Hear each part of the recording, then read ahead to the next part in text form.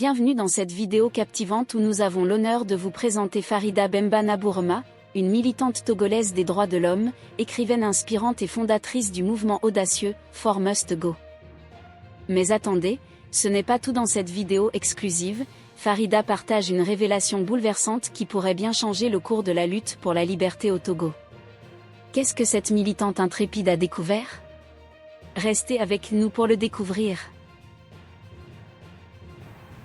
Bonjour tout le monde, ici c'est Farida Bemba Nabourema.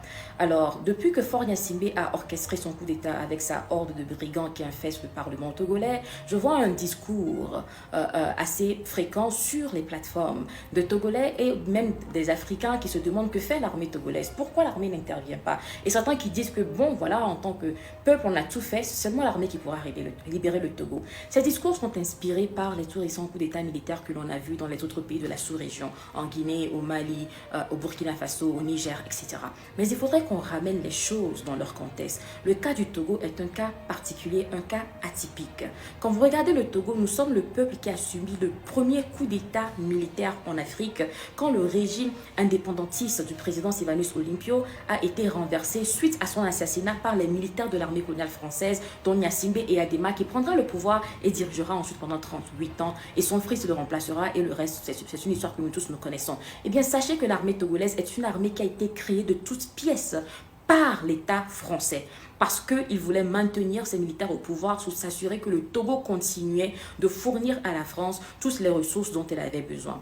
Donc, nous devons comprendre que dans le cas du Togo, l'armée c'est le régime et le régime c'est l'armée. Nous sommes dirigés par le régime militaire le plus ancien du continent africain. Le fait que Faure Gnassingbé soit un civil qui a remplacé son père ne change pas le fait que nous soyons un régime militaire. Parce que si Faure Gnassingbé est resté au pouvoir jusqu'aujourd'hui, ça a toujours été grâce à l'armée togolaise qui a été créée par son père. Et notez aussi que l'armée togolaise est l'une des armées les plus claniques de l'Afrique. Quand vous allez sur le site de l'organisation Minority Rights, leur site c'est minorityrights.org, les données indiquent que l'armée togolaise est constituée à plus de 75% par les membres du groupe ethnique de Faure Gnassingbé. Et ce n'est pas seulement les membres du groupe ethnique Kabia. Il y a des personnes spécifiques issues d'un clan particulier par où l'armée est recrutée dans sa forte majorité. Et par le passé, ce régime a assassiné des militaires qui étaient tout simplement suspectés d'avoir voulu comploter contre le régime sans aucune preuve. Ils ont assassiné que ce soit les colonels TP, que ce soit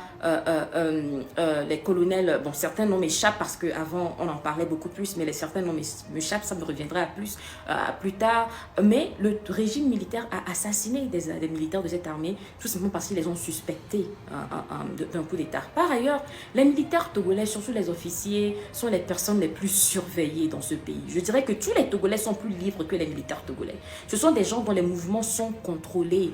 Ils sont surveillés au peigne fin. Ils ne peuvent même pas aller dans un pays voisin sans autorisation formelle de la structure militaire.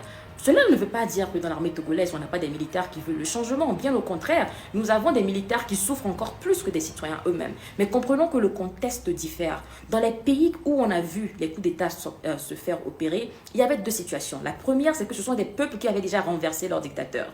Ce sont des peuples qui ont connu une transition politique.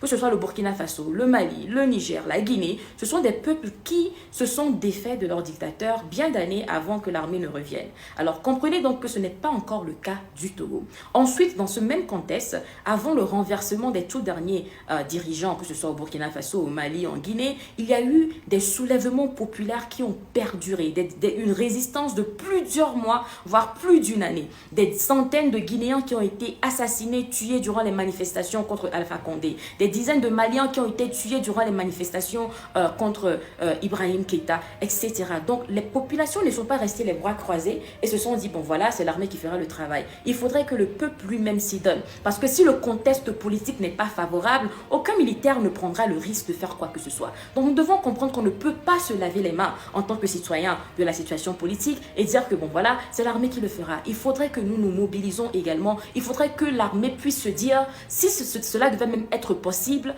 que l'armée puisse se dire que ce peuple est déterminé et qu'ils sont prêts à en découdre. Ce n'est pas encore le cas de notre pays, le Togo. Togo. Il faudrait que ça vienne d'abord de nous, les citoyens. Et seulement un changement qui provient des masses populaires est durable. Sinon, on aura un coup d'État semblable à ceux du Gabon ou d'autres pays où un tyran a remplacé un autre dans le même clan et bon voilà, la situation ne change pas. Nous avons besoin de montrer qu'en tant que peuple, nous désirons d'abord ce changement. Nous avons besoin de montrer que nous sommes prêts nous-mêmes à nous sacrifier dans ce combat, à mettre nos efforts, nos ressources, etc. pour faire avancer ce combat. Alors, pour ces personnes-là qui se disent, qu'est-ce que je peux faire en tant que citoyen? Qu'est-ce que je peux faire en tant que militant? Eh bien, il y a plusieurs façons de contribuer à ce combat. Vous pouvez le faire en organisant des colloques d'information, en organisant des groupes de résistance, en écrivant et en documentant la situation de votre communauté. Qu'est-ce que les gens autour de vous pensent de ce coup d'État? Documentez-le, partagez-le, écrivez dessus. Il faudrait que les gens sentent que les Togolais sont fâchés, que les gens sentent que les Togolais sont courroucés, que les gens sentent que les Togolais sont déterminés à en finir avec la dictature. Parlez, prenez vos stylos, prenez votre téléphone, enregistrez des messages, utilisez les hashtags, que ce soit Formasco, Togo debout, etc. Manifestez votre mécontentement, manifestez votre ras-le-bol et faire savoir à ce régime que nous n'en voulons pas et nous n'accepterons pas. Eh bien, tant que nous ne montrerons pas aux yeux du monde que nous n'avons pas capitulé, eh bien, le changement sera encore possible. Les syndicalistes, par exemple, au Togo, il n'y a pas une année où ils ne sont pas en grève, mais ils le font toujours dans des situations qui diffèrent de la crise politique. Eh bien, c'est le moment pour les syndicats de reprendre également leur énergie, de dire que non, ça fait 50 ans que nous s'ouvrons en tant que fonctionnaires de la fonction publique dans ce pays. Il faudrait que nous en mettons fin. Vous voulez encore Fonia Simbe pendant 20 ans? Personne ne le veut. Il faudrait que les syndicalistes également se lèvent, en parlent, que les secteurs privés nous aident. Si vous êtes dans la diaspora, là encore, c'est plus facile. Mobilisez-vous, des manifestations par-ci et par-là, des conférences pour informer l'opinion internationale et construire une solidarité internationale et préparer l'opinion publique à voir et accepter le changement au Togo. Il y a plusieurs façons pour nous de nous engager, mais que personne ne soit là et se dise que c'est à l'armée de le faire. Eh bien, l'armée togolaise est une armée qui a été créée spécifiquement pour maintenir ce régime au pouvoir. Le changement ne viendra que par notre volonté en tant que citoyens, en tant que peuple, de vouloir changer les choses au Togo et de mettre fin à ce régime. Les Togolais ont beaucoup sacrifié dans ce combat. Ça fait pratiquement 60 ans que les Togolais résistent. À plusieurs reprises au cours de notre histoire, les Togolais se sont soulevés. Des milliers ont été massacrés, assassinés, jetés dans la mer par ce régime. Emprisonnés, on a encore des camarades qui sont en prison depuis plus de 5 à 6 ans sans avoir même été reçus par un juge, ne serait-ce qu'une seule fois. Ce serait dommage que l'on sacrifie ces années de lutte tout simplement parce qu'on se dit que c'est l'armée qui sera la solution pour le Togo. Les Togolais eux-mêmes doivent montrer qu'ils désirent ce changement, qu'ils aspirent à ce changement, qu'ils veulent mettre fin à ce régime. Et c'est la seule façon pour nous de venir à bout de ce régime. Donc la volonté du peuple est le facteur déterminant de notre libération. Ce n'est pas encore la fin de la vidéo, mais avant de continuer pour soutenir notre chaîne, veuillez vous abonner si ce n'est pas encore fait, mettez un j'aime, laissez votre avis dans l'espace commentaire et partagez la vidéo autour de vous. Continuons. Et le seignade n'enkeke yome. Et ma bato don kunami ne nyakera sinya ne ma asoborun tiro. Enyama foinami ne miato mia sekudoto ne miairo ejiro.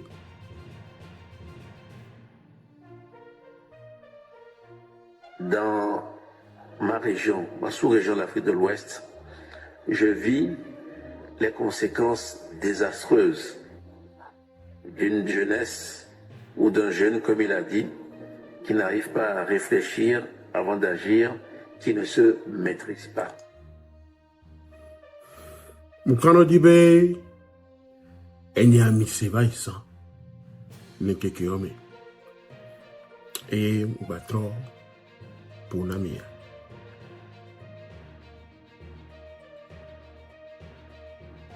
Kim senya tutu ban mbeo.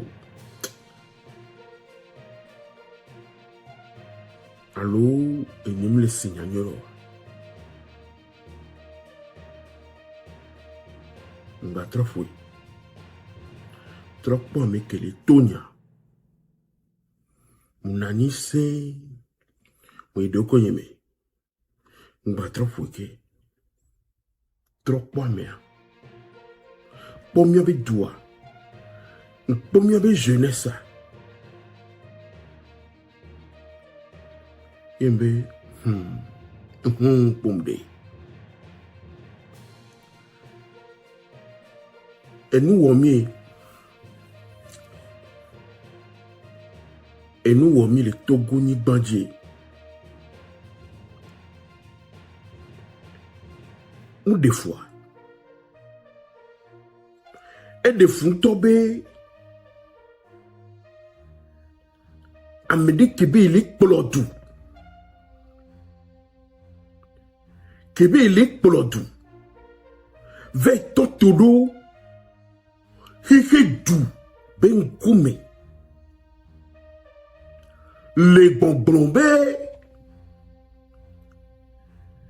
Il y avait jeunesse que le Togo, que l'Afrique avait sous-région, que me mis l'air.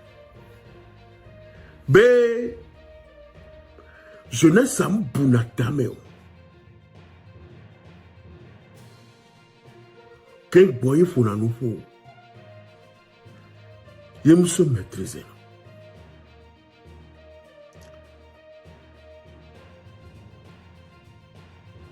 Amele nyawa towa. Nemi po ame anywedea. Yimi analyser ame akakakaka mila gombela. Amea. Ona yobe. Ndelewe. Effectivement, ndelewe. L'armée du Togo peut jouer un rôle crucial pour garantir la démocratie en assurant la sécurité et la stabilité nécessaires pour des élections libres et équitables. En s'engageant à rester apolitique et en respectant strictement les droits de l'homme, l'armée peut protéger les institutions démocratiques contre les tentatives de coup d'État ou d'autres formes de déstabilisation. De plus, elle peut soutenir les forces de l'ordre civil dans la prévention et la gestion des violences électorales, ainsi qu'assurer la protection des infrastructures électorales et des fonctionnaires. En jouant un rôle de garant de la Constitution et en respectant la volonté populaire exprimée lors des scrutins, l'armée contribue à renforcer la confiance des citoyens dans le processus démocratique. Mais c'est avec regret que nous constatons que ce n'est pas le cas au Togo.